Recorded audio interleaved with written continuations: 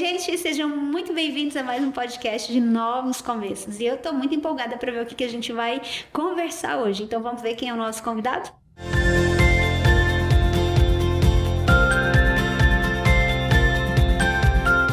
Pois é, e o nosso convidado de hoje é Afonso Rosado.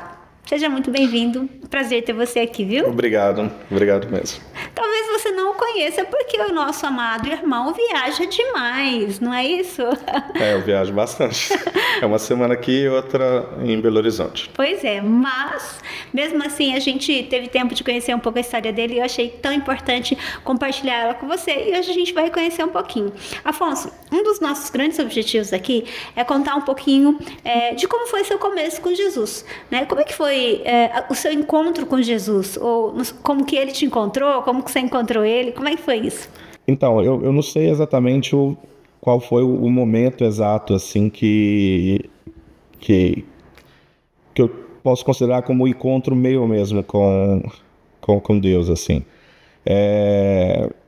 Eu nasci em Governador Valadares, meus pais também, e aí, como é cultura do lugar, né, todo mundo vai para os Estados Unidos, então meu pai foi, eu ainda era bem pequeno, e aconteceu que um dia uma vizinha me convidou para ir na escola dominical, e aí... Tinha quantos anos, mais ou menos? Você lembra, não? Acho que 3 ou 4 anos. Olha só. Isso é pelo que minha mãe conta, tá? Eu também não lembro muita coisa, não. E aí eu falei com ela que eu queria ir no outro domingo, e aí a vizinha não ia, e aí minha mãe, para atender, ela foi me levar. E aí nesse dia que ela foi me levar, ali ela teve a experiência dela com Deus e se converteu. E a partir de então eu ia porque minha mãe me levava. Sim. Né? E aí depois de um tempo, aí já adulto, eu creio, adulto não, né? Um adolescente, mas sempre na igreja. Eu era numa época que ainda não era diferente de hoje, né? Porque na época, pelo menos eu, tinha um pouco de vergonha de falar na escola que eu era evangélico, porque me chamavam de pastorzinho, né? Sei lá, eu tinha uns 8 anos e a igreja que nós íamos era uma igreja tradicional, então Sim. ia sempre social para a igreja. E quando eu encontrava com um colega, era uma vergonha assim, muito grande que eu sentia, de às vezes até abrir a blusa social, colocar a Bíblia lá dentro, assim, para eles não verem. Sim, até porque é muito diferente de hoje, né? Sim. Antigamente, uma pessoa que se dizia cristã era um crente, né? Uma pessoa, e ela era trajada como alguém de outro mundo, Sim. né? Como um ET, e realmente em alguns lugares ela tinha um tipo de acepção mesmo, né? Era separada de tudo. Sim. E assim, até para as pessoas entenderem também quando a questão de tempo, né? Isso que eu falo há um tempo atrás, há 33 anos, 32 anos atrás, né? Eu sei que não parece, mas eu tenho 40 anos, né? Pareço ter uns 39 e 11 meses. Mas, então, até então eu ia por aquela questão de... Os meus pais estavam indo, então eu ia também. Mas... Eu acho que de 9 para 10 anos, assim, foi onde eu tive mesmo uma experiência com Deus, de começar a entender que, cara, Deus de fato existia e Ele escutava, né? Eu cresci num ambiente onde todo mundo deu errado, né? Onde eu buscava ter uma referência de falar assim, cara, deixa eu olhar alguém e falar assim, eu vou repetir o que ele fez para ele dar certo. Eu não tive essa referência. E aí, eu acho que foi mais nisso, assim. Durante o tempo que a gente for conversando, eu vou comentar um pouco sobre a importância de saber se posicionar. E não por uma questão consciente, mas eu entendo que o posicionamento, ele começou a direcionar a minha vida de alguma forma, né? É lógico que Deus sempre no controle, mas eu não tinha esse entendimento na época. Até porque nós estamos falando aí de 10, 11 anos, Eu isso? estava com 9 anos. 9 né? anos. Então, o seu pai, ele ainda estava nos Estados Unidos, né? Aí ele estava nos Estados Unidos. Faltava pouco tempo para ele chegar, ele ficou 7 anos lá. E aí, em um dado momento, era um ambiente perigoso, assim, muita gente usava droga e tal. E teve um dia que, esse dia eu não sei porquê, mas eu não fui na igreja, mas minha mãe foi. E quando eu estava saindo para encontrar ela, o pessoal estava brincando de roleta russa lá. E eles estavam utilizando droga e tudo. E em um dado momento, um atirou na própria cabeça. E, cara, mas foi um desespero Você estava absurdo. perto, você estava do lado. Não, eu estava descendo para encontrar com a minha mãe, aí eu ouvi o barulho e o que eu pude ver foi já a questão da a mãe desesperada e os outros pais correndo com os filhos para dentro de casa e tudo. E às vezes quando eu conto isso para as pessoas, elas ficam assim, gente, que dó e tal. De fato é um negócio chocante. Eu fiz xixi na cama naquele dia, de tão chocado que eu fiquei, mas pelo desespero da mãe, assim. Só que ao mesmo tempo aquele negócio me gerou um medo tão grande daquilo ser o meu futuro. E, eu sou dislexo, né? Então eu tenho dificuldade de aprendizado e tudo. E naquela época eu devia estar na terceira série, eu acho que era isso. E eu era o pior aluno da escola, Meu Deus. né? Tipo, todo mundo já sabia ler, eu ainda não sabia ler direito. E depois que eu vi aquela cena, eu não sei porquê, mas eu fiquei no meu coração que, tipo, eu precisava de alguma forma mudar isso. Isso é melhor do que aquilo que E eu você era. entendia que era só no estudo. Porque o cara que fez isso, eu lembro dele quando ele tinha um pouco mais de idade do que eu tinha quando eu presenciei. Então eu ficava assim, será que esse vai ser o meu futuro? Não é isso que eu quero. Você morava num bairro assim, mais É na carente? Coab, eram esses prédiozinhos da Coab. É o conjunto habitacional mais antigo que tinha na região metropolitana de Belo Horizonte. Hoje é feio, antes era muito mais feio. E aí, depois que eu presenciei isso, eu comecei a ir muito bem na escola, né? Eu deixei de ser o pior aluno da escola e eu ficava sempre entre os melhores alunos da escola. Mas mais do que isso, para eu chegar ao ponto da experiência com Deus, é que eu não tenho, pastora, dimensão de qual era o meu tamanho ou o meu ponto de maturidade. Quando eu penso, eu imagino que era tipo como eu sou hoje, né? Só que aí eu vou tendo referência quando eu vou vendo a minha filha. Então assim, gente, isso aconteceu comigo, eu tinha a idade dela, então era uma criança. Quando eu vou me recordar, eu não consigo me recordar tendo a dimensão do quão criança eu era. Mas quando eu vejo uma criança de 9 anos, eu falo assim, cara, Era muito eu, pequeno. né? E na igreja que eu ia, lá tinha um culto da madrugada. A igreja abria às 5:30 da manhã e eu ia todo dia nesse culto. Sério? Todo Com dia. essa idade? Todo dia. E tinha um senhor que morava no mesmo prédio e ele trabalhava na linha férrea. Então ele sempre tinha que ir de madrugada para preparar os controles, tudo. E aí todo dia que eu escutava, ele tinha um carro bem velho, né? E aí ele ligava o carro e fazia o barulho, eu já acordava, chegava da janela e perguntava se ele me dava uma carona, porque era longe também. A pé dava quase uma Você hora. não ia com sua mãe, você ia de carona. Sozinho.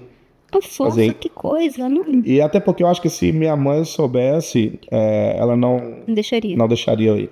Porque era perigoso, né? E aí eu ia de carona com ele e muitas vezes a igreja não abria. E eu ficava na porta da igreja. Eu tinha uma irmã também que sempre ia, e às vezes a pessoa que estava responsável para abrir perdia a hora e tal. E a igreja não abria. Eu sentava com ela na porta da igreja, que eram essas igrejas de loja, tipo como se fosse uma loja. Sentava na porta e ali a gente orava e eu ia para a escola. E eu lembro assim, a minha oração era quase uma reza, porque ela era sempre repetitiva, sempre pedindo para Deus me fazer inteligente. Olha só. Porque eu escutava muito as pessoas falando que eu era burro, né? Tinha uma menininha que eu gostava, e aí eu pedia para fazer trabalho com ela na escola, ela falava, não, você é burro, né? E eu acreditava, né? Eu fui descobrir a questão da dislexia depois de adulto, né? Mas até então eu achava que a minha dificuldade era porque de fato eu tinha alguma dificuldade ali, de fato eu tinha mas eu atrelava isso de escutar as pessoas falar, é burro, é burro, é burro. Até porque antigamente, muitos diagnósticos que hoje nós temos com uma certa facilidade, antigamente não se tinha esse diagnóstico, né? Sim. Hoje, por exemplo, a gente tem um aumento dos diagnósticos de autismo, e eu até, conversando com uma especialista há alguns meses atrás, eu perguntei isso para ela. Hoje a gente tem um número, para você ter uma noção, que a cada 36 nascimentos, um é autista. E aí eu falei, o que aconteceu com esse boom? E aí ela explicou que antigamente não tinha o diagnóstico e também que vários diagnósticos que eram síndrome disso, daquilo, hoje está tudo dentro do espectro autista. Então, eu vejo que a dislexia também, antigamente, não era diagnosticada com essa facilidade, que é o que você falou. Você foi entender isso, isso chegou, né, para você, você já estava na fase adulta. Sim. E que bom, né? Sim. Não, e sempre eu falo, eu gosto muito de trazer as coisas que eu passei na vida de uma forma mais leve, né? Sim. Então, hoje eu comento até numa linha mais engraçada, assim, de falar, olha, eu sou dislexo, mas fique tranquilo, né? Eu faço as mesmas coisas do que as pessoas que não são, a diferença é que eu transpiro um pouco mais para fazer.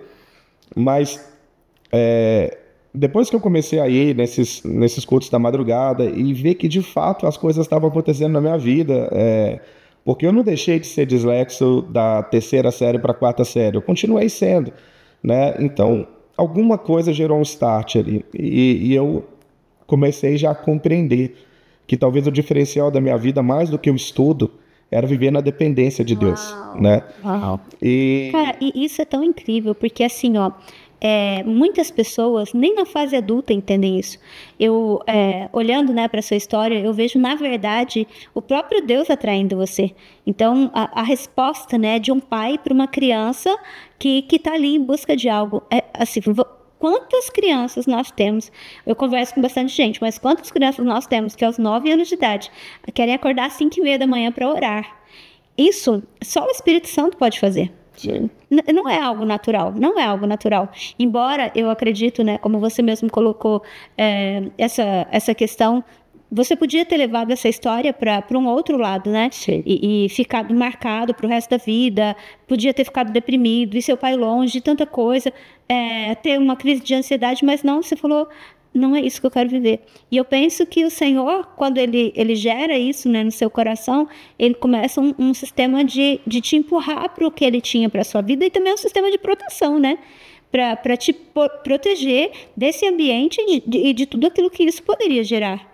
Não, e é exatamente por isso que eu comentei sobre o posicionamento, né? Às vezes as pessoas ficam com dó ou algo nesse sentido, né? Só que se eu tivesse o poder de voltar atrás e mudar alguma coisa, eu poderia mudar talvez atitudes minhas, mas mudar ou evitar situações pelas quais eu passei, não, porque eu acredito que elas que me trouxeram até aqui. Sim. Né? Então, eu fico pensando assim, né? Eu sempre falo isso na empresa quando eu vou conversar com alguns amigos lá. Se eu contar para você que uma criança de 9 anos presenciou alguém dando um tiro na própria cabeça, você acha que isso é bom ou ruim? É péssimo, né? Tá bom, e se eu te contar que essa mesma criança, depois de ver essa situação, ela entendeu que ela precisava estudar, que ela precisava fazer algo diferente para que o ambiente ao qual ela estava não formasse ou ditasse já o futuro dela. E ela sai da pior aluna da escola e se torna o melhor aluno da escola. Isso leva ela a buscar uma dependência absurda com Deus. Eu não tinha consciência, né? Essa criança, eu não tinha consciência disso na época. Com certeza. Mas hoje, quando eu falei, gente, 9 anos de idade, né? Que criança problemática é essa que tem que estar no culto todos os dias, de segunda a sexta, às 5:30 da manhã? Então, eu vejo, Afonso, assim, até pela caminhada cristã que a gente já tem, de verdade, eu vejo como o Espírito Santo te atraindo para isso, porque realmente, até para gente que é adulto, para você manter uma rotina de oração nesse horário é desafiador. Imagina para uma criança. Sim. Então, é uma graça dada pelo Senhor mesmo, né? E aí essas coisas começam a acontecer. Um dado dia eu vou na escola dominical, aí a mensagem era exatamente quando Israel saiu do Egito, e aí ele chega à porta de Canaã, e aí Moisés manda os espias lá para poder observar a terra. E o veio da mensagem foi posicionamento. Então, assim, eu tenho que... O drive da minha vida como um todo foi se posicionar em alguns momentos de forma inconsciente pela grande misericórdia de Deus, em alguns momentos de forma consciente, mas já pelas experiências que eu tinha vivido, né? Que era exatamente ali quando os espias vão, olham a terra, quando eles voltam, aí desce, ficam completamente desesperados, enxergam só os problemas, a terra é habitada por gigante, por aí vai. E aí outros dois ficam ali observando e falam, e vocês? Eu falo, olha, realmente o que eles estão falando é verdade, mas a terra, tudo que se planta dá, ela verdadeiramente manda leite e mel, o fruto é tão grande, né, que é necessário o cacho de uva, né, 2 homens para carregar. E eu até brinco na empresa falando assim, imagina a melancia do tamanho de uma Kombi, né, imagina o tamanho de tudo, né, tudo é proporcional a gigante. E aí foram 2 coisas que eu entendi e que para mim foram muito importantes. O quão importante é a gente saber se posicionar, porque não existe certo ou errado, mas existem consequências diferentes para a maneira que você se posiciona. Então, presenciar uma situação dessa que eu comentei pode paralisar ou te jogar para frente. Isso vai depender de como você se posiciona. Você falar que isso é péssimo, você não está errado. Agora, você falar que isso é uma oportunidade de canalizar como combustível e te empurrar para frente, também é verdade. Não, e é incrível, sabe o que é incrível nessa parte, né, da sua história? É porque, assim, você não tem uma base familiar para trabalhar uma inteligência emocional em você nesse sentido. Sim. Por exemplo, eu estava falando sobre isso com meus filhos, com um dos meus filhos essa semana, falando para ele, olha, você pode escolher ser feliz ou ser triste, sabia? Porque a gente trouxe uma situação e ele achou um problema, né? E eu falei, cara, é incrível, porque eu não vejo esse problema, eu vejo isso. E então, assim, eu desenvolvo esse trabalho com eles, mas no seu caso, você não tinha alguém que fizesse isso, esse trabalho dessa inteligência emocional com você. A gente percebe que é o próprio Deus mesmo, sendo o seu pai ali, te ajudando a alinhar e ter esse posicionamento de olhar para as coisas como uma catapulta mesmo para te lançar para uma outra fase da sua história. Mas até isso também é posicionamento, porque eu comecei comentando que eu não tive ninguém para poder ter como referência, né? Sim. De ver alguém do meu bairro que deu certo. Só que ao mesmo tempo eu não tive, mas isso me dá a oportunidade de ser protagonista de alguma coisa, né? Sim. Então, acho que tudo na vida tem esses dois lados. É o que você escolhe. Na empresa, quando eu conto essa história, né, dos espias e tudo, algumas pessoas ficam curiosas e perguntam, né, mas e qual que foi a consequência, né, para eles? A consequência é simples, né, de 12, né, ou da geração que saiu do Egito e caminha 40 anos para alcançar um objetivo. Você sabe quem de fato alcançou? Qual foi as únicas pessoas que da geração do Egito pisou na Terra Prometida? Não.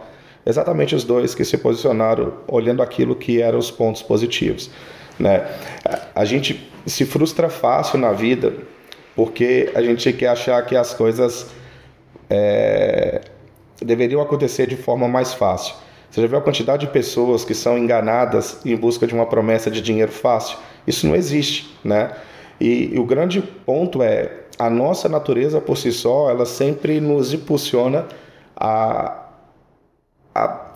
se expor a desafios que muitas das vezes são medíocres e esperando resultados extraordinários. Então, assim, voltando à analogia lá, comentando sobre o momento lá dos espias, eu consigo entender Josué e Caleb, sabe? Porque se Deus me promete uma terra, ela é minha. Isso, né? É fé, né? E o contrato, né? O documento é a minha fé. Exatamente. Né? Então, ela é minha. E se eu chegar nela e ela é uma terra que já tem pessoas cultivando e tal, e são gigantes, excelente. Porque se ela é minha, a bênção ainda é maior do que eu esperava só uma terra. E eu estou chegando lá, estou encontrando uma terra já com tudo plantado. Exatamente. Né? E proporcional a gigante. Eu comento às vezes, né? Davi não seria lembrado até hoje, ou não teria a estrela dele estampando a bandeira de uma nação se ele tivesse dado um tapa na cara de um anão. Ele venceu um gigante. Exatamente. Né? Então, eu acho que os nossos resultados, eles são proporcionais ao tamanho dos desafios que a gente se expõe. Sim. Né? Então, biblicamente, nós estamos falando de fé também, né? Sim, porque quando a gente olha tanto para a história dos 12 espias, quando a gente olha para Davi, a gente percebe que eram pessoas que, os 2 espias, né, Josué e Caleb, por exemplo, a Bíblia diz que eles rasgam as vestes, eles ficam indignados, eles falam, é verdade que a terra tem gigante, mas se o Senhor se agradar de nós. Então, eles realmente se expõem a esse desafio, né, que você está comentando, e é um grande desafio, porque eles são a minoria ali naqueles 12, mas eles estão diante de uma promessa. Sim. Então, quando a gente entende isso, né, nesse nosso relacionamento com o Senhor, e é tão interessante você colocar isso dessa forma, porque às vezes as pessoas podem achar que isso faz muito sentido para algumas áreas da nossa vida, mas a grande verdade é que isso faz sentido para todas as áreas da nossa vida.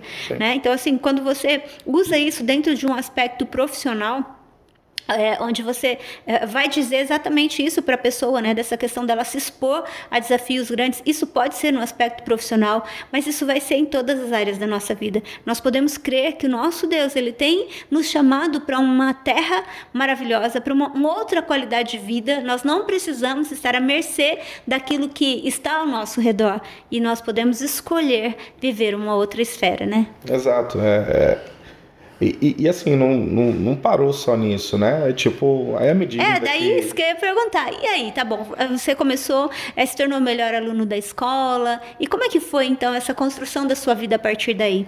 Então, e aí o ponto foi, eu fui entendendo que não adiantava só ser o melhor aluno da escola, né?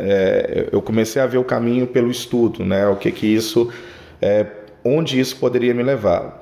Sempre com essa imagem de eu não quero dar errado, eu não quero... Então, assim, eu fui sempre na linha de me aproximar muito de Deus, mas indo sempre também buscando me capacitar. E isso é fantástico, né? Porque, assim, nós temos pessoas que muitas vezes vão para outros 2 extremos, né? Ou elas acham que Deus vai fazer tudo, ou elas acreditam que Deus não vai fazer nada. E eu penso exatamente isso também, realmente, né? O Senhor quer nos abençoar, mas existe algo que eu tenho que fazer, né? Sim. E aí, quando eu, já mais adulto, já para entrar na faculdade, eu acreditava que eu conseguiria passar na federal, mas eu não poderia fazer a federal porque não dá para você, pelo menos não sei como que é hoje, né? Mas na época não dava porque a grade era toda irregular. Você tem aula de manhã, de tarde, de noite, então é meio bagunçado e não dá para trabalhar. E eu não podia deixar de trabalhar. E aí um dia eu vi um outdoor, estava lá uma propaganda lá falando o seguinte, que era bolsa integral para quem conseguisse o primeiro lugar do vestibular em cada curso. Aí eu peguei dinheiro emprestado com um amigo, não falei nada com meu pai, que nem dinheiro para fazer o vestibular eu tinha, era outros tempos, né? Não tinha ProUni, não tinha Enem, não tinha nada. É outra realidade, as pessoas nem imaginam como que é. Exato, hoje é super comum você chegar na família e ver várias pessoas com curso superior ou cursando. Antes era um negócio meio, você pegava uma família de 10 pessoas, quando a família teve alguém que deu super certo, era uma pessoa, né? E aí eu fui fazer esse vestibular. Eu sempre vi que de 80 questões, eu acho que eu chutei umas 8. Então, vamos lá, se eu tive 50% de acerto ou de sorte, né? Eu errei 4. Então, eu tinha muita certeza que eu ia passar. Tinha já conseguido o primeiro lugar. Aí eu cheguei em casa, contei pro meu pai, falei que eu tinha conseguido a bolsa. Ele perguntou, mas o que eu fiz? Eu falei, vestibular. Ele falou, mas já saiu o resultado? Eu falei, não. Aí ele falou, mas como? Eu falei, não, ninguém vai ser melhor do que eu, não. Eu vou conseguir o primeiro lugar e tal. Eu lembrei do episódio do Chaves, quando eles vão para Acapulco, né? A Chiquinha compra lá um espuma de barbear e chega em casa, né? Com muita fé, já faz as malas e fala, não, a gente vai ganhar. Ele falou, mas teve sorteio? Não, não teve não. E no final ela ganhou. Eu falei, poxa, se deu certo para Chiquinha, vai dar certo para mim. Olha a referência pro povo.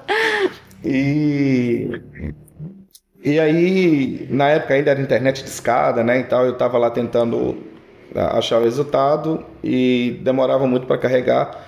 Meu pai acompanhou um tempinho, depois ele saiu. E aí, nesse momento, eu dei uma atualizada lá e saiu o resultado, né?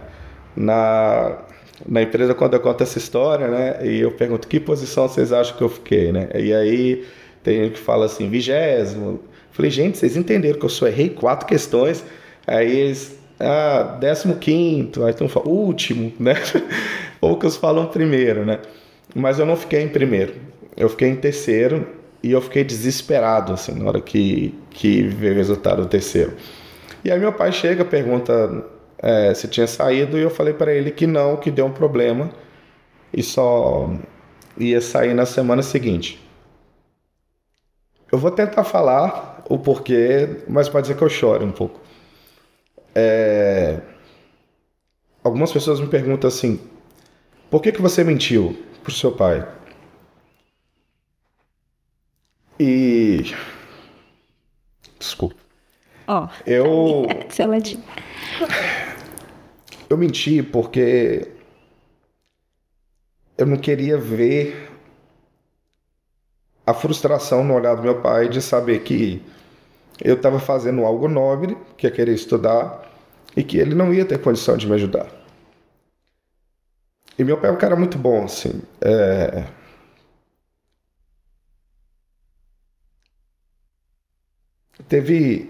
Quando ele volta dos Estados Unidos, ele não consegue manter o padrão de vida. E aí, nesse meio tempo, a gente foi se desfazendo das coisas e tudo, e a situação foi apertando. Em um dado momento, meu pai trabalhava no hotel, não sei se mensageiro, recepcionista. Minha mãe chegou a ser camareira nesse hotel também. E teve um dia que teve uma festa da empresa, essas festas de final de ano, e tava as crianças lá brincando, e criança se enturma muito fácil, né? E aí eu fui até as crianças lá, nisso eu já deveria ter, sei lá, uns 10, 11 anos, acho que 10, que minha mãe não tinha nascido ainda. E aí eu cheguei até as crianças e falei assim, posso brincar? E elas estavam brincando com um bonequinho que vinha num pacotinho Delma Chips lá. E eu não sabia que tinha o chefe das crianças, né? E aí uma criança foi deixar eu brincar, a outra chegou e falou assim, não, para brincar com a gente tem que ter o bonequinho. E eu fui até o meu pai e falei assim, pai, você compra para mim? Aí ele falou, vamos lá. Aí ele chegou, falou qual o valor, falaram o valor para ele, ele abriu a carteira. E eu consegui ver a tristeza nele, assim, na hora que ele abriu, ele não tinha condição. Ele falou, olha, eu não tenho, você quer um refrigerante? Eu falei, não, tá bom. Eu fui e voltei, e falei assim, olha, meu pai não tem dinheiro. Alguém me empresta? Aí o menininho foi me emprestar. Aí o chefe das crianças falou, não empresta ele não, porque ele é pobre e ele ainda vai roubar. Uau. Eu nem liguei. Fala a verdade. Eu acho que criança não liga muito para essas coisas. Eu não lembro de ter... O que me marcou foi que na hora que eu olhei para trás, meu pai estava em pé. E ele escutou. E eu via a boca do meu pai meio que tremendo para chorar, sabe? Então eu menti porque eu não queria ver aquela cara de novo. Entendeu? Eu não queria... Sei lá, eu estava sentindo que eu estava decepcionando ele. Uhum. E Deus foi tão perfeito que eu tinha uma relação muito boa com o meu chefe, assim, porque eu sempre tratei todo mundo igual. Uhum. E é isso que hoje, nos locais que eu passo, é o que eu sempre falo, assim, não me trata diferente pela posição que eu ocupo, porque eu não sou melhor do que vocês, né? Só que o que eu peço para eles serem comigo, eu sempre fui assim com todo mundo. Eu nunca tratei ninguém diferente por causa do cargo que a pessoa ocupava. E eu acho que isso fez com que a gente tivesse uma relação muito boa, né? Eu e meu chefe. E aí, na semana que sucedeu, eu estava muito triste. E eu sempre fui muito divertido. Eu brinco que eu nunca nem tive a oportunidade de conversar com ele, mas eu acho o Enos muito engraçado, né? E eu falo assim, cara, o meu jeito de viver é meio que parecido com o dele, assim, né? Eu levo as coisas de uma forma muito leve, assim. Só que aquele dia eu não conseguia. Tem dia que o dia é tão mal que você não consegue, né? E aí ele percebeu e me chamou na sala dele. perguntou o que tinha acontecido. Eu não queria falar, acabou que eu chorei e contei a história. Aí eu levantei, na hora que eu estava saindo da sala, ele falou: Afonso, no final dá tudo certo. A minha vontade era de xingar ele, assim, porque eu não queria uma frase de efeito, a última coisa que eu queria era isso. E eu fiquei com aquela coisa, eu achei que eu fui meio grosso, sabe? Que eu não falei obrigado, eu não falei nada, assim. E eu fiquei cismado que ele ia me mandar embora. Porque eu ia brincar com ele depois para tentar melhorar, talvez consertar a forma que eu agia, e ele ficava meio diferente comigo. Eu tô assim, ai, pronto, só falta agora eu perder o emprego. Falei, o que vai ser de mim? Vou contar pro meu pai que eu não passei, que aliás, né, que eu não consegui a bolsa e que ainda eu perdi o emprego. E eu já comecei a ficar desesperado. Nessa mesma semana, no final da semana, ele me chama na sala dele. Aí ele fala para mim assim, eu já tinha certeza que ele ia me mandar embora, que tinha um envelope pardo na mesa dele. Eu falei, ele é meu desligamento. Quando eu abri o envelope, né, ele falou, abre aí. Ele estava me promovendo para supervisor. E eu era moleque de tudo, né? Eu sempre me homem com 18 anos, né? Se você comparar com uma mulher com 18 anos, a mulher é mulher, homem, eu não, só tinha vento na minha cabeça, né?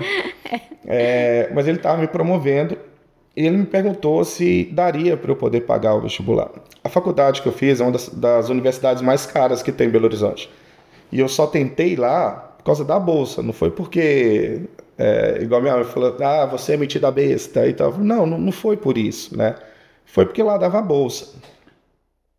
E aí é muito caro. Na época era R$ 1.300, numa época que o salário mínimo era R$ 265, R$ 270. Então era faculdade muito cara. O mesmo curso na PUC era R$ 600. Então lá era mais que o dobro.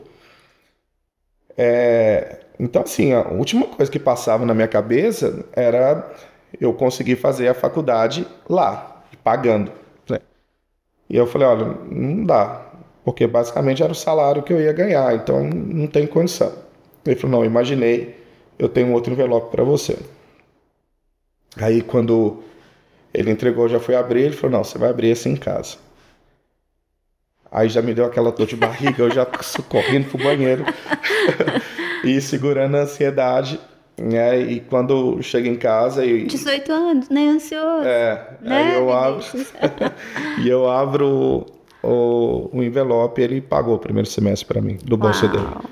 Né? E eu falo assim, e os próximos, né? Ele tinha uma participação da empresa também, eles criaram um programa lá de patrocínio, e aí a empresa do segundo semestre para frente pagou entrou com ajuda de custo, né? Para ajudar a financiar a parte da faculdade. E aí ele escreve uma carta para mim, ele fala que o que ele estava fazendo não era um favor, era pagar uma promessa. Porque alguém lá atrás fez isso por ele e isso mudou a vida dele. E ele sentiu que era o momento dele cumprir com o que ele tinha prometido, né? Pediu que eu prometesse a mesma coisa e, de fato, isso mudou. Meu Deus. Minha história, assim, né? Você vê que Deus, ele tem as suas formas de agir, né? Eu penso que o Senhor, ele nos surpreende o tempo todo através de pessoas que, às vezes, elas nem imaginam o quanto elas estão sendo usadas por Deus para gerar isso, né? Sim. Então, a gente vê o cuidado e o favor do Senhor. Que coisa linda, não? Glória a Deus. Hoje eu trabalho com... Hoje não, né? Desde sempre eu trabalho com logística e uma coisa que permeia muito dentro do conceito de logística é estratégia, né? E para mim Deus é o especialista de todas as profissões. E eu tenho muito orgulho de falar assim, cara, se tem uma coisa que Deus faz muito é logística. É verdade. Incrível. E eu brinco assim, né? Eu falo assim, olha, às vezes se você tá achando que tá tudo ruim, não desespera não. É só Deus fazendo logística na sua vida. Exato. O detalhe é, a gente às vezes erra na estratégia. Deus não erra nunca. É verdade. Como eu sou dislexo, eu sempre procurei maneiras para que eu conseguisse ler, né? Porque explica um pouquinho para as pessoas, porque talvez nem todo mundo saiba o que é dislexia, né? A dislexia, ela ela gera, não sei se é um distúrbio a palavra certa para poder dizer, mas a gente tem dificuldade, para aprendizagem, mais focado em leitura e escrita, né? Por exemplo, se eu tento ler porque alguém está falando, olha, você tem que ler, umas 3 páginas que eu começo a ler, meu estômago já começa a embrulhar, né? Então, o modo da gente aprender às vezes é muito mais prático do que voltado à teoria, a questão de ser autodidata e tal, não é algo que é comum para um dislexo, né? Mistura as letras, né? Você acha que escreveu certo e escreveu errado? Teve um teste que o neuro passou para mim, né? Onde eu li um texto inteiro, normal, e ele falou, agora lê prestando atenção. E quando eu fui olhar, as palavras estavam todas misturadas. Ele só colocou a primeira e a última certa e no meio tudo embolado. E eu nem percebi. Você consegue ler normal, né? Às vezes eu vou falar, eu já estou tentando pensar o que eu vou falar lá na frente. E aí eu esqueço o que eu estou falando agora, nesse momento. Então, é isso, assim. E eu fui descobrir depois de adulto. E outra coisa é que é hereditário, né? Isso não é um negócio...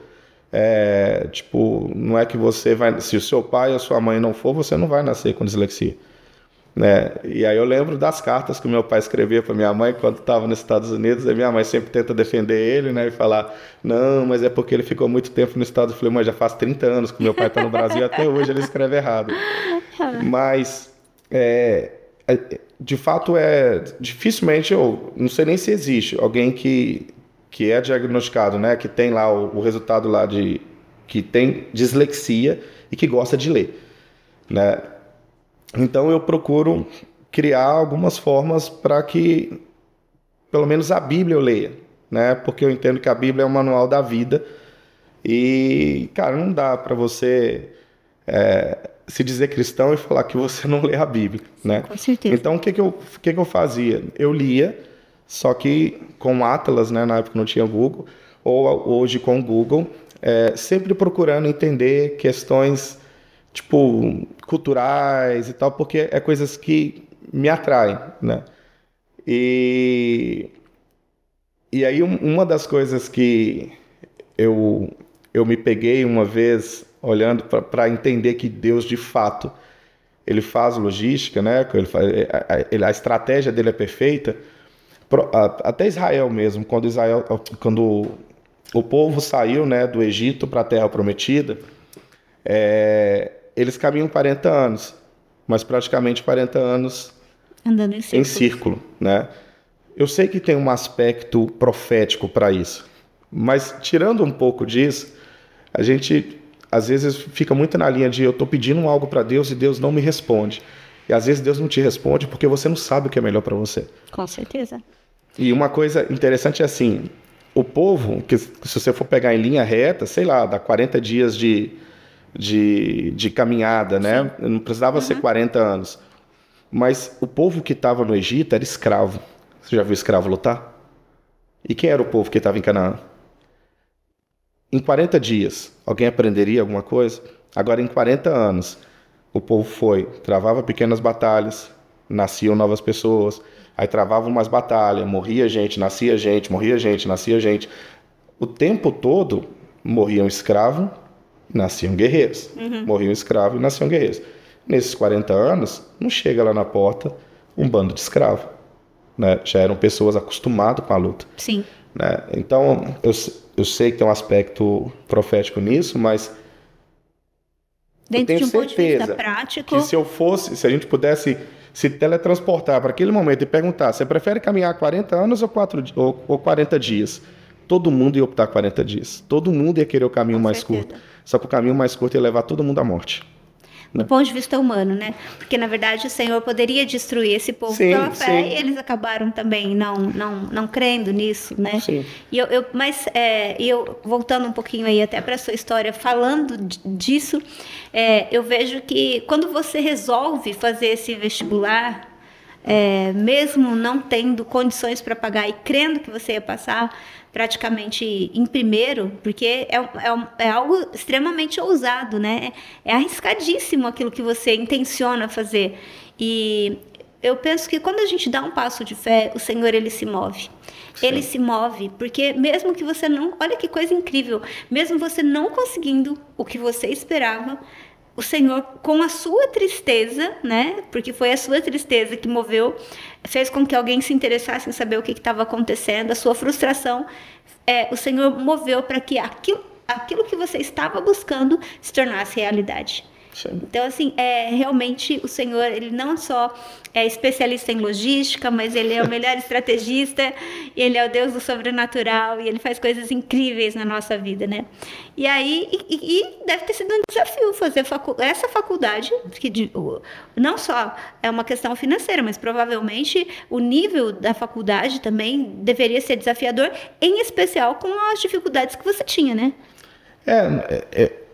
Eu acho que a experiência da terceira para a quarta série foi tão boa que eu aprendi o caminho das pedras. Assim. Então, eu confesso que eu não tive... Eu tive um pouco de dificuldade porque eu escolhi um curso que era ciência da computação e era um negócio que eu não tinha vivência nenhuma com isso, né?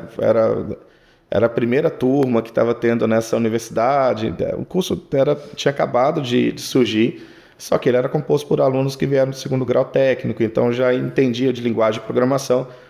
E aí eu fiz reopção de curso para administração de empresas e aí para mim foi tranquilo porque era muito do que eu já vivia, né? Só que eu acho que os desafios começavam a partir daí porque, beleza, agora a parte acadêmica está indo, agora a gente tem que conciliar isso com a carreira, né? E aí dividindo um pouco sobre como que Deus faz as coisas, né?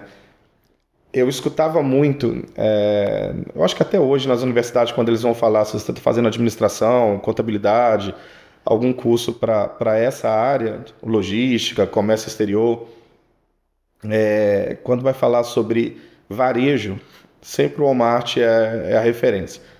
Hoje, eu não sei em que posição que está, mas na época era a maior empresa que tinha no mundo, e maior do que todas, né? Não tinha outra, independente do segmento.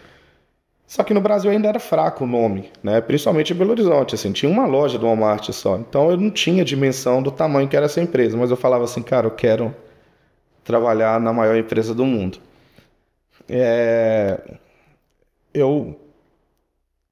Na época eu trabalhava num operador logístico, que é onde esse senhor que eu comentei trabalhava. Depois eu fui para um outro operador logístico, para uma empresa de telecomunicações. Depois eu fui para a Fiat. E aí teve uma experiência que eu vivi, que empresa italiana tem uma questão de preconceito muito forte, assim, questão de cultura deles, né? Não acho que era nada... eu acho que era cultural.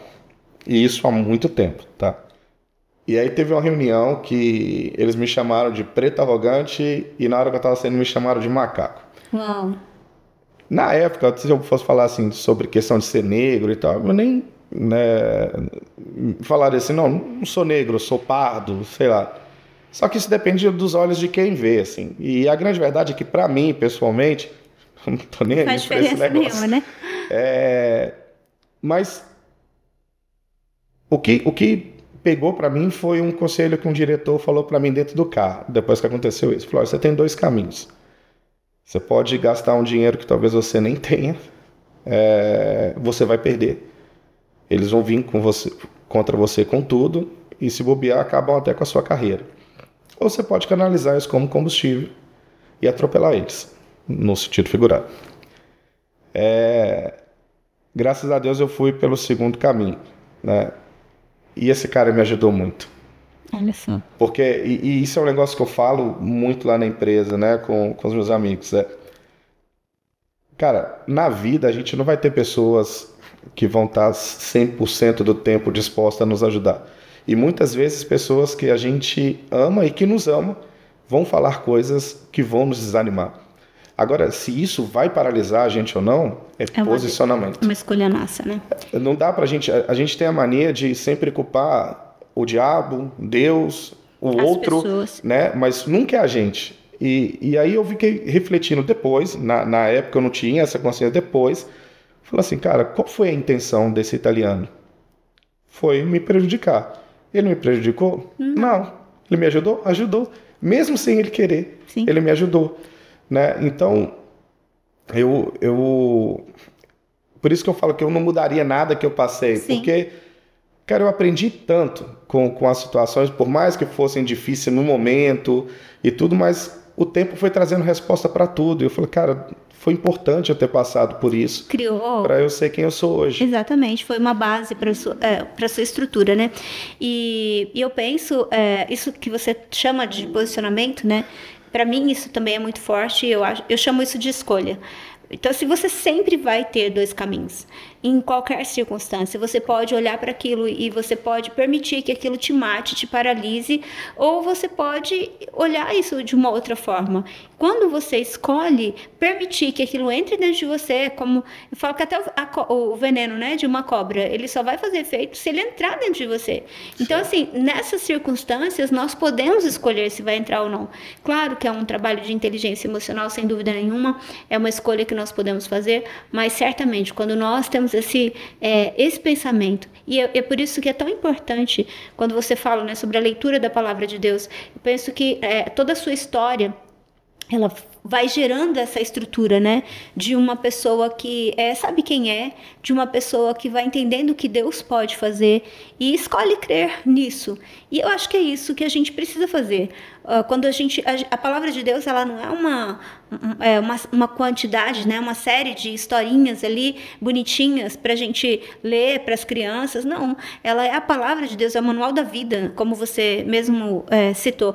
E eu chamo de manual do criador, né, do construtor. Quando você vai construir alguma coisa, manual do fabricante, na verdade eu falo.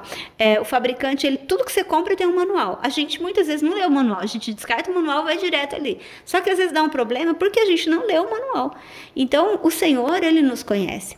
E se a gente olhar para a palavra de Deus como essa palavra, que é o manual do fabricante, que vai nos direcionar, essa palavra vai nos ensinar a fazer isso, a fazer escolhas sábias. A gente olha para Davi, enfim, são tantas histórias na palavra de Deus e que vai gerar dentro de nós essa vida e essa transformação. E Afonso, partindo aí já para o nosso final, né, desse tempo tão precioso, hoje você também acaba trabalhando com bastante jovens, né? Sim. Há uma diferença dos jovens que tinham que batalhar tanto para fazer Eu vi há um tempo atrás um vídeo, né, acho que é 1960, alguém falando assim, pai, vou para a faculdade, acordando não sei que hora da madrugada, andando a pé, andando a cavalo, enfim. Aí depois, né, nos anos 70, vou para a faculdade, tendo que acordar muito cedo e tal. Aí depois dos anos 80, enfim, e aí agora, 5 minutos antes, pai, vou para a faculdade, mal escovar o dente, está na frente do computador e é aula online, né? Então, assim, o que você poderia falar hoje para essa nova geração que, de repente, está te assistindo aqui e olha para o seu contexto atual e não vê assim, uma possibilidade de futuro dentro do contexto que a gente tem hoje? Qual que seria o recado desse Afonso, né, que teve essa construção, que teve essa experiência, esse direcionamento com o Senhor para essa nova geração? Bem, eu acho que é um pouco do que a gente começou a falar logo no início, né? Que é saber se posicionar. Porque o objetivo não é minimizar o desafio de ninguém, né? Eu acho que as dificuldades, elas sempre esteve presente na vida de todo mundo. E às vezes ela vai mudando um pouco de contexto, mas sempre é difícil, né? Agora, o que a gente tem que entender é que a gente citou aqui, né, Josué e Caleb. De 12, só 2 souberam se posicionar. Não vai ser a maioria que vai saber se posicionar. Então, é entender que as dificuldades, elas sempre vão estar presentes. Agora, se isso vai ser de fato um problema, ou se isso vai ser de fato uma oportunidade, é a maneira que você se posiciona, né? Eu entendo que nós, e aí já independente da geração, a gente vive num momento privilegiado, assim, né? As coisas são muito mais fáceis. A gente vai falar na época dos nossos pais ou da época dos nossos avós, era muito mais difícil, né? Agora, hoje a gente tem que lidar com outras dificuldades que não existiam naquela época, né? O que não quer dizer que hoje então é tranquilo, só não faço... Não é esse o meu ponto. Os desafios são diferentes. Exato. O meu ponto as oportunidades, elas vão surgir para todo mundo, né? Nós tivemos uma pandemia aí, várias empresas quebraram, mas várias empresas cresceram, né? Então, uma coisa que eu aprendi no Walmart, lá é uma empresa de cultura muito forte, e eles não, lá era bem que proibido falar a palavra problema, falava oportunidade, ó, tem uma oportunidade aqui, tem uma oportunidade ali, e de fato é isso, é parar um pouco de ficar elencando problemas que na verdade não são, porque se o seu problema se resolve com dinheiro ou com pessoas, isso não é um problema, né? Isso é uma situação e ela se resolve, né? Agora, a gente acaba colocando tudo muito como problema. A gente deu um monte de exemplos aqui de situações que, dependendo da pessoa, poderia paralisá-la ou não. Então, a gente precisa assumir esse protagonismo e tomar posse da capacitação que Deus nos deu. Exatamente. Né? E romper, né? A promessa de Deus para a gente não está para essa vida, mas Deus também não chamou para a gente ser miserável. Exatamente. Né? Eu acho que isso é um negócio muito difícil até para nós cristãos entender. As pessoas acham que é pecado você prosperar, é pecado você... Não, não é. Não é. A palavra do Senhor diz que Deus ama a prosperidade dos seus servos. Isso é uma cultura, né? Isso é uma cultura. A gente comentou antes de ligar as câmeras aqui, falou alguma coisa, a gente estava comentando sobre um guia lá de Israel, que era da geração da descendência de Obed-edom. Obed-edom. Né? Quando a arca estava na casa de Obed-edom, não houve lar mais próspero do que o dele. Eles foram abençoados, exatamente. Né? Então, qual é o problema? Né? E para fechar, pastor, eu sei que a gente está finalizando e eu não comentei sobre isso. Assim. Eu falei muito sobre posicionamento, mas tem uma coisa que para mim é muito importante. Dízimo. Eu já tive com muitas pessoas que tratam esse tema como algo com pesar, tabu, né? E aquela dificuldade. E, gente, eu trato isso como investimento. É verdade, foi até bom você comentar sobre isso. Eu lembro que você contou como que era a sua vida antes de você entender esse princípio e como é que foi isso depois. Conta isso pra gente. Nós fomos para uma igreja, meu pai era um dos responsáveis dessa igreja e a igreja não tinha nada. E eu sempre fui muito inconsequente com a questão financeira, né?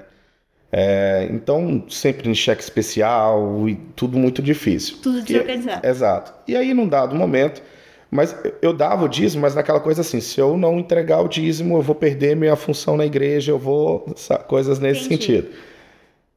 E a partir do momento que eu entendi que você dizimar, isso não é um castigo, isso é um privilégio. Privilégio. Minha vida mudou. Né? Então começou com essa igreja que eu fui comprando equipamento de som e comprei instrumento e comprei isso e tal.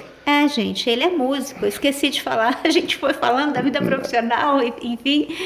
Eu sei tocar alguns instrumentos, mas eu sou tipo pato. Né? Entendi. Eu não ando bem, não vou bem, não nado bem, então eu toco alguns, mas não toco nenhum muito bem.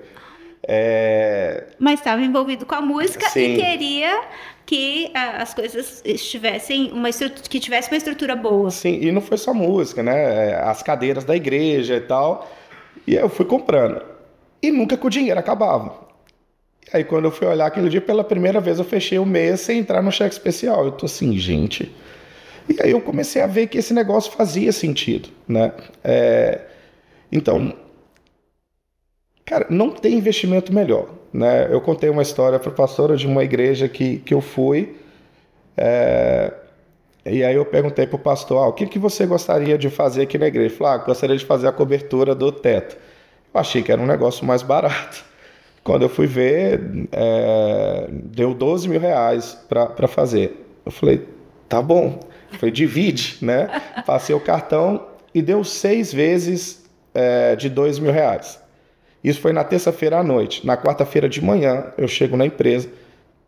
Não era procedimento. Eu tive um aumento espontâneo. De quanto? R$2 mil. Né? Ou seja, eu fiquei 6 meses pagando, né?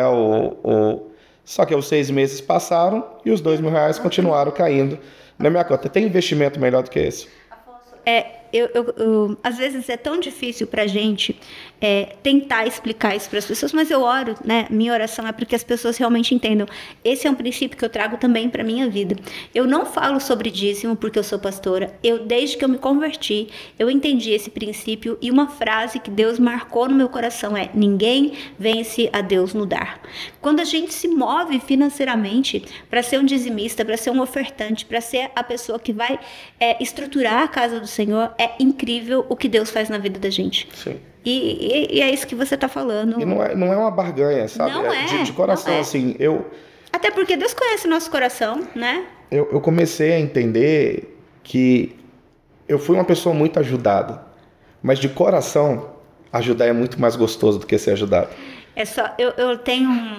Eu vi uma frase outro dia que diz assim, acho que é o Victor Damasio que falou isso, mas eu não sei se a frase é dele, né? Mas ele diz assim, só diz que dinheiro não traz felicidade aquele que ajudou pouco. Quando você tem condições de dar, você entende que realmente não é o ganhar, não é o receber, mas quando você tem para dar, não tem prazer maior do que esse. É um privilégio que Deus nos dá. Por isso que realmente dizimar, ofertar, gente, é um privilégio que a gente tem, né? Eu tive um pastor na Lagoinha lá de Belo Horizonte, e ele falava isso, assim, ele falava, cara, Deus não precisa do seu dinheiro. Exatamente. Né? Mas assim como Deus não precisa de você, mas de verdade, Deus anela por você. Exatamente. Né? E o fato do dízimo não é porque ele precisa do seu dinheiro, mas isso te aproxima dele. Isso te dá a oportunidade de ser grato, de reconhecer. Porque se a gente fala a palavra de falar, vou entregar hoje. Não, você está devolvendo. Você está devolvendo. Deus te deu 100, você está dando 10. Você está devolvendo 10. Né? É dessa forma que eu ensino para os meus filhos também. Porque é muito difícil você ensinar a criança que ela vai ganhar 50 e ela tem que tirar 5. E aí eu explico exatamente isso. Você não tinha nada. Então, Deus te deu os 50 e Ele está te dando a oportunidade de ficar com 45 que você não teria, né? E a oportunidade de ser grato ao Senhor. Então, realmente é algo maravilhoso. Deus mudou minha história, pastor. Tem gente que fala assim, eu não sei do futuro, mas Deus mudou o meu futuro. Amém. Ele mudou. Eu tenho certeza disso que Ele mudou. Não era essa talvez a história que estava escrita, mas Ele mudou. Talvez porque lá atrás, com 9 anos, eu comecei já a buscá-lo, não sei, mas Deus mudou. Ele não mudou só a minha história, Ele mudou o meu entorno. Amém. Ele mudou a história dos meus pais passaram fome.